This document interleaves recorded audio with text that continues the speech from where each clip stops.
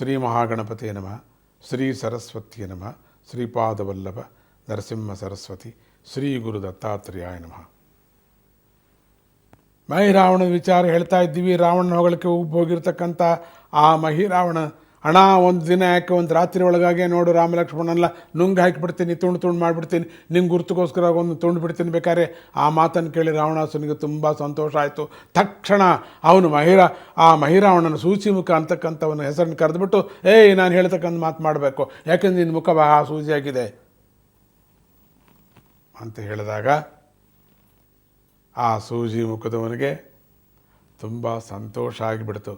ಹೇಳೋಣ ಏನೇ ನೋಡೋ, ನೀನು ಸುಂಡಿಲಿಯಂತೆ ನಿನ್ನ ಮುಖವನ್ನು ತುದಿಯನ್ನು ಸೂಜಿಯಾಗಿ ಮಾಡ್ತಕ್ಕಂಥ ಶಕ್ತಿ ನಿನಗಿದೆ.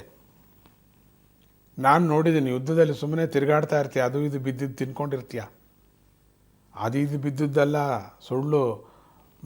ಮೈ ರಾಕ್ಷಸರನ್ನೇ ತಿಂತಾನವನು. ಕಪಿಗಳನ್ನು ತಿನ್ನೋದೇ ಇಲ್ಲ. ಚಿಕ್ಕದು ಯಾರಿಗೆ ಬೇಕು ಕಪಿ? ಅದು ಉಷ್ಣ ಬೇರೆ ಕಪಿ. ಅದಕ್ಕೆ ರಾಕ್ಷಸರಾದರೆ ಏನೇನೋ ಇರುತ್ತೆ. ಆ ಸತ್ತೋಗಿರೋ ಮೂಟದಲ್ಲಿ ಇನ್ನೂ ಅರ್ಗದೇ ಇರತಕ್ಕಂಥ ಪದಾರ್ಥಗಳೆಲ್ಲ ಒಳಗಿರುತ್ತಲ್ಲಪ್ಪ, ಅವೆಲ್ಲ ಬೆಚ್ಕೊಳ್ಳುತ್ತವೆ. ಹಾಯಾಗಿ ತಿಂತಾನೆ. ಆ ತಿನ್ನುವನು ಇವನು ಸೂಜಿ ಮುಖ. ಬೇಕಾದಷ್ಟು ಮೂಟೆಗಳಿವೆ ಇಲ್ಲಿ. ಆ ಸಮುದ್ರದೊಳಗೆ ಬಿಸಾಡೋದ್ರೊಳಗಾಗಿ ಅವನಿಗೆ ಸಿಕ್ಕಿಬಿಡ್ತಾ ಇತ್ತಂತೆ ಸೂಜಿ ಮುಖದವನಿಗೆ. ಸೂಜಿ ಹಾಕಿಬಿಟ್ಟು ಮುಖ ಒಳಗೆ ಹಾಕಿಬಿಟ್ಟು ಆ ಹೊಟ್ಟೆಯಲ್ಲಿ ಆ ಮೂಟೆಯಲ್ಲಿ ಇದ್ದದ್ದು ಹನುಮಂತ ಬಿಚ್ತಾನಂದರೆ ಸೂಜಿ ಮುಖದವನು ಬಿಚ್ಕೋತ ನಿಂತ ಇದ್ದಾನೆ ಎಲ್ಲ ಕಡೆ ಹಾಯಾಗಿ. ಅದಕ್ಕೆ ಅಂಥವನ ಕಣೆಯ ನೀನು, ನಾನು ನೋಡಿದ್ದೀನಿ. ನಮ್ಮ ಅಣ್ಣನಿಗೆ ಸಹಾಯ ಮಾಡಬೇಕು ನೀನು. ನಿನ್ನ ಬಾಯಿ ವಜ್ರಕ್ಕಿಂತಲೂ ಗಟ್ಟಿಯಾಗಿರುವಂಥದ್ದು ಗೊತ್ತು ನನಗೆ. ಯಾವ ಪ್ರಹಾರದಿಂದಲೂ ಯಾರಿಂದಲೂ ಕೂಡ ಯಾವ ಆಯುಧದಿಂದಲೂ ಕೂಡ ನಿನ್ನ ಸೂಜಿ ಮುಖವನ್ನು ಹೊಡೆಯೋಕ್ಕಾಗಲ್ಲ. ದೊಡ್ಡದು ಒಡೆಯದೇ ಇಲ್ಲ ಕಣೆಯ ನಿನ್ನ ಮುಖನ. ನೀನು ಅದೇ ರೂಪದಲ್ಲಿ ಹೀಗೆ ಇದೆಯಲ್ಲ, ಇದೇ ರೂಪದಲ್ಲಿ ಲಂಕೆಯಲ್ಲಿ ಇರ್ತಕ್ಕಂಥ ಆ ಕೋತಿಯ ಬಾಲದ ಪ್ರಾಕಾರದೊಳಗೆ ಕೆಳಗಿನಿಂದ ನುಸುಳಿ ನಿದ್ರೆ ಮಾಡ್ತಾ ಇರ್ತಕ್ಕಂಥ ರಾಮಲಕ್ಷ್ಮಣನ ಮೇಲೆ ಜ್ಞಾನ ತಪ್ಪಿಸ್ತಕ್ಕಂಥ ಔಷಧಿಯನ್ನು ಚೆಲ್ಲಿ ನಿನ್ನ ಸೂಜಿ ಮುಖದಿಂದ ಚೆಲ್ಲಬೇಕು. ಆಗಲೇ ಅಂತ ಕಾಣುತ್ತೆ ಸೂಜಿ ಹುಟ್ಟದ್ದು. ನಾವು ಆವಾಗವಾಗ ಆಸ್ಪತ್ರೆಯಲ್ಲಿ ಸೂಜಿಗಳು ತರತರವಾಗಿ ನೋಡ್ತಾ ಇರ್ತೀವಿ. ಎಲ್ಲಪ್ಪ ಹುಟ್ಟುತ್ತಿದ್ದು ಅಂದರೆ ರಾವಣ ಯುದ್ಧದಲ್ಲಿ ರಾವಣನ ತಮ್ಮ ಸೂಜಿ ಮುಖನೇ ಇವೆಲ್ಲ ಬಂದಿದ್ದು. ಅದಕ್ಕೆ ಅಷ್ಟು ಚುರುಕಾಗಿರುತ್ತೆ ಸೂಜಿಗಳು. ಸೂಜಿ ಮುಖದವನೇ ಅದರಲ್ಲಿ ಅಷ್ಟು ಗಟ್ಟಿಯಾಗಿರುತ್ತೆ. ಅದು ಕೆಲವರು ಮೈ ಒಳಗೆ ಹೋದಾಗ ಬಗ್ಗದೇ ಇಲ್ಲ. ಅದು ಸೂಜಿ ಮುಖತ ಅಂತ ಅದೇ ಥರ ಇರ್ತದೆ. ಕೆಲವರಿಗೆ ಇಂಜೆಕ್ಷನ್ ಕೊಡುವಾಗ ಸೂಜಿ ಹಿಂಗೆ ಸೊಟ್ಟಾಕ್ಬಿಡ್ತಾರೆ. ಅಂದರೆ ಅಷ್ಟೊಂದು ಜೋರಾಗಿರುತ್ತೆ ಅವ್ರ ಮೈ. ಹಾಗೆ ಇಲ್ಲಿ ಸೂಜಿ ಮುಖದವನು ಒಳಗೋಗಿ ಆ ರಾಮಲಕ್ಷ್ಮಣರನ್ನು ಕಾಣದೇ ಇರೋ ಹಾಗೆ ಸೂಜಿಯಿಂದ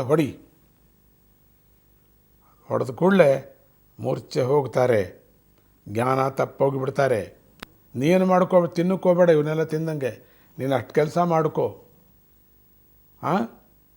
ಆದರೆ ಈ ಕೆಲಸ ಮಾಡುವಾಗ ನೀನು ಒಂದು ಕೆಲಸ, ಹನುಮಂತನಿಗೇನಾದ್ರು ಗೊತ್ತಾಗಿಬಿಡುತ್ತೋ ನಿನ್ನ ಸೂಜಿ ಗೋಯಿಂದಾಗಿಬಿಡುತ್ತೆ. ಆಮೇಲೆ ನಿನಗೆ ಬೇರೆ ಸೂಜಿಗಳು, ಬಾಲದ ಸೂಜಿಗಳಿವೆ ನೋಡಪ್ಪ, ಅವು ನಿನ್ನ ಸೂಜಿಗನ್ನು ಹೆಚ್ಚವು. ಬಾಲದಲ್ಲಿ ಕೂದಲಿವೆ ನೋಡು, ಅಯ್ಯೋ ವಜ್ರದ ಕೂದಲು ಥರ ಅವು. ಮೆಲ್ಲಿಗೆ ಅವೇನಾದ್ರು ತಗಲಿಬಿಟ್ಟಿತ್ತು ನಿನ್ನ ಶರೀರಕ್ಕೆ, ನಿನ್ನ ಕೆಲಸ ಮುಗಿದೋಯ್ತು. ಅಲ್ಲೇ ವಿಲ ಕಥೆ ನಿನ್ನ ಕತೆ. ಇವು ಹುಷಾರಾಗಿ ಹೋಗ್ಬೇಕು ನೀನು. ಏನಣ್ಣ ಈಗಲೇ ಹೇಳ್ತಾ ಇದೆಯಾ, ನನಗೆ ಹೆದರಿಕೆ ಆಗುತ್ತೆ. ಹೆದರ್ಕೋಬಾರ್ದು ನೀನು. ಇಷ್ಟೊತ್ತು ಪೌರುಷ ಕೊಚ್ಕೊಂಡೆ. ಹೌದಣ್ಣ ನಿಜ, ನಾನು ಪೌರುಷ ಹೋಗಲೇಬೇಕು ನಾನು. ಹೊರಡು. ಮತ್ತೆ ಸುಮ್ಮನೆ ಚುಚ್ಚಿಬಿಟ್ಟು ಔಷಧಿ ಚೆಲ್ಬಿಟ್ಟು ಬಾ, ಏನು ಮಾಡೋಕ್ಕೋಗಬೇಡ. ಬಾಕಿಯವರು ಒಳಗೋಗಿ ತಿಂತಾ ಇದ್ದಲ್ಲ, ಹಂಗೆ ತಿಂದ್ಬಿಟ್ಟೆ, ಹುಷಾರು. ಬಾಕಿ ನಾನು ನೋಡ್ಕೋತೀನಿ. ಹನುಮಂತನಿಗೆ ಗೊತ್ತಾಗದಾಗೆ ಅಲ್ಲಿಂದ ಮೆಲ್ಲಿಗೆ ಜಾರ್ಕೋಬೇಕು. ಗೊತ್ತಾ, ಯಾವ ದಾರಿಯಿಂದ ಹೋಗಿದೆಯೋ ಅದೇ ದಾರಿಯಲ್ಲಿ ಬರಬೇಕು ನೀನು.